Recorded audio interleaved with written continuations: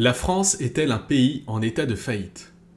Le week-end dernier, l'agence de notation Fitch a dégradé la note de la France, la faisant passer de AA- à A1- avec perspective négative. Face à cela, la classe politique, les médias et les réseaux sociaux s'emballent. La France serait un État en situation de quasi-faillite, au bord du défaut de paiement et incapable de rembourser sa propre dette. Alors, situation réellement inquiétante ou simple emballement médiatique? C'est ce que nous allons décrypter dans cette vidéo. À l'origine de cela, on retrouve le niveau de la dette. En France, il représente 112% du PIB, soit environ 3200 milliards d'euros. Ces sommes sont astronomiques, mais finalement, c'est pas le cœur du problème. Pour vous donner un élément de comparaison, c'est un peu comme si on comparait le montant de votre crédit avec votre revenu annuel. Et ça ne choque personne que ce ratio puisse atteindre 100, 200, voire même 700%. Car ce qui compte, c'est votre capacité à rembourser votre dette. Et c'est exactement ce qui pose problème pour la France. En effet, notre pays présente un déficit structurel d'environ 3%. Ce niveau de déficit paraît relativement soutenable. Mais les crises successives du Covid-19 et de l'invasion de l'Ukraine par la Russie ont conduit l'État à prendre des mesures de soutien à l'économie importantes. Ces mesures se comptent en dizaines, voire en centaines de milliards d'euros. Et pour ne rien arranger, s'endetter coûte plus cher entre 2022 et 2024 qu'entre 2015 et 2022.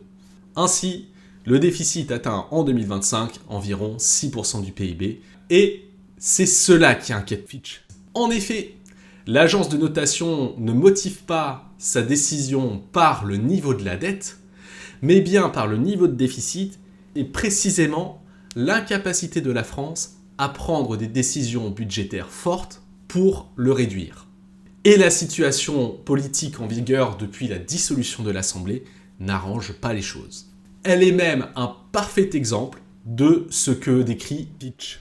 La semaine dernière, les députés examinaient en commission des finances la proposition de budget du gouvernement pour l'année 2025. Ça a donné plus de 1900 amendements, dont 200 ont été retenus, comme la hausse de la flat tax de 30 à 33%, la suppression du cadre fiscal avantageux de l'assurance vie en cas de succession, ou encore l'exonération de taxes sur la plus-value sur la résidence principale pour des opérations de moins de 5 ans.